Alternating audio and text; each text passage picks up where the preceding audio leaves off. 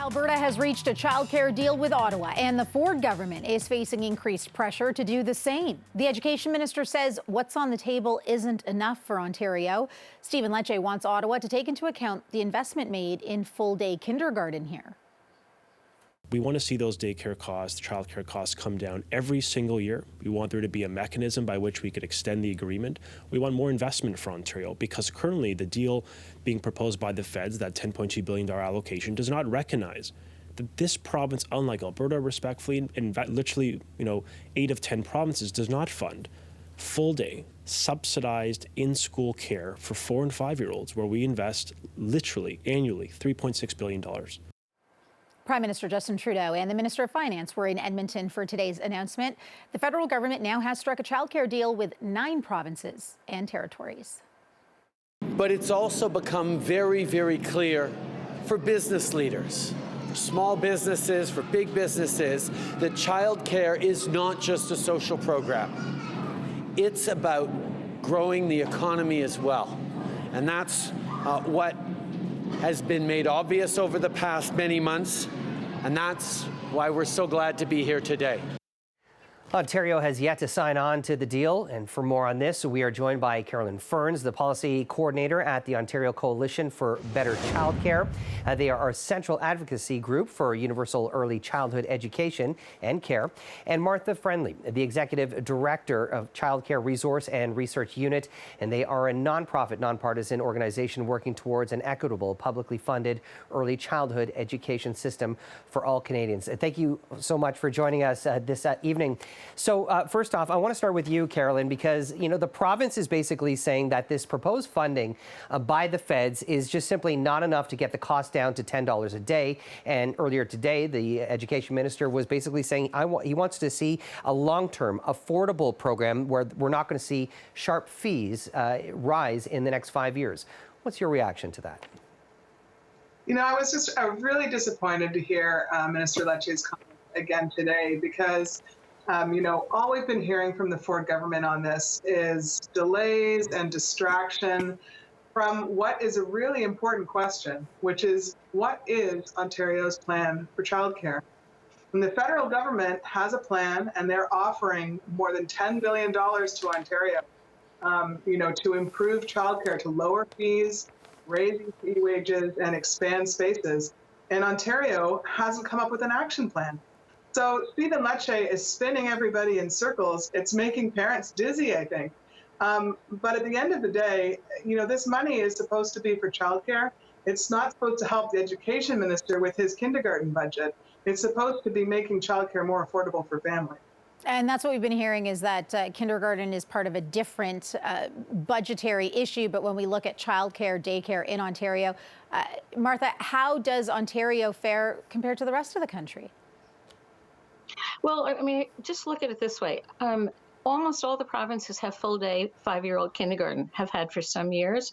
And a number of the provinces have full-day 4-year-old kindergarten, and a few others are bringing it on stream. Other provinces actually fund things that Ontario doesn't. But I think the main thing is that the money isn't intended to compensate for what is already in place. It's actually to help put programs in place to improve all of the systems. So I really regard that whole thing about uniqueness of Ontario. The provinces all have their own uniquenesses, but it's not about going back and saying you funded this. For example, Ontario's fees are quite high because other provinces put more money into their childcare services, which keep the fees lower, and they aren't getting compensation for that. So the point really is the money is to help families with expanded and much more affordable childcare, and that is really what all the provinces and territories so far have accepted. And I think it's incumbent upon Ontario to do the same thing on behalf of its own people. That's where we are today. Well, Carolyn, if it's not a one-size-fits-all situation for every province, what are some other suggestions for the province? Well, the thing that's very frustrating about the situation that we're in now with Ontario, with the Ontario government, is that, on the face of it, signing on to the federal child care plan should have been a slam dunk for Ontario. We should have been one of the first provinces to sign on. because we have many things going on in this province that makes it really possible for us to be part of this plan. One of them is a key one is expanding childcare. 75% of Ontario's childcare spaces are already in the public and nonprofit childcare sectors, and that sector is ready to grow, right? We could expand those spaces readily if Ontario signed on.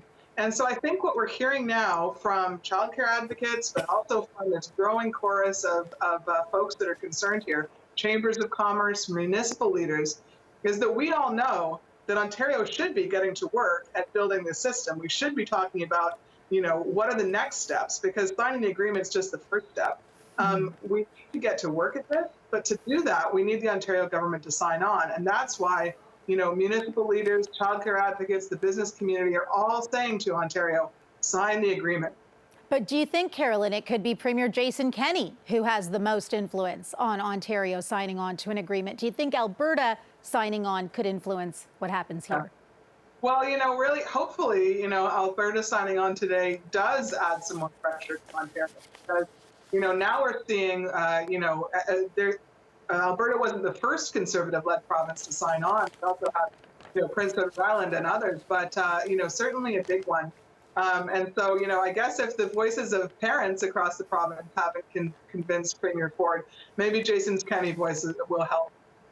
And Martha, what are some of your concerns the longer that this drags on and the longer we go without a deal?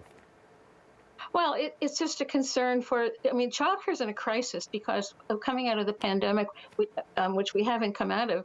We still have low enrollment. We still have staff who aren't coming back to work. So childcare in Ontario, like other provinces, is really in a crisis. And this money really is needed to kind of stabilize what we have and then move forward.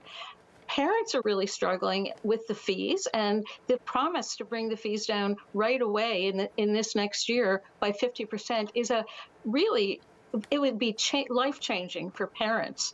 So it's not a fear, but it's an incredible disappointment that politics, playing politics, not actually coming up with an action plan, but doing it through the media. And I would call some of these things red herrings. They are really red herrings and they're time wasters, and time's a wasting, and families and childcare programs are really struggling. And that is really, it's disappointing that the Ontario government isn't trying to ameliorate that situation. Mm-hmm. Martha, how impactful do you see $10 a day childcare when we think about families trying to get back to work? Well, families say it would be life-changing. If you just think about what childcare costs now in Ontario, if you think about an average fee, it would have to be figured out how it is going to be done. But it would be infinitely lower than it is now. The reason being that there would be public money put into the programs to offset it. So for families who are struggling, groceries are higher, families are struggling with rent, they may not be employed the same way they are. It could actually be life-changing. And that is really why it's really so terrible for the Ontario government to be really dragging its feet and not even, you have to start somewhere. And the other provinces actually produced an action plan so that you have something to discuss. At this point, my understanding is that there's nothing actually to discuss. It's all kind of talk in the media. So, the time is really wasting. So now we're almost at the end of, we would be the last province but New Brunswick, actually, at this point. And that's really shameful for Ontario. We have a long, proud history in childcare, and we should be right at the forefront of saying, how can we actually make this better for families? Mm-hmm. Carolyn Ferns, Martha Friendly, we really appreciate your time discussing these issues on CB24 tonight. Thank you. Thank you for having me. Thank you both.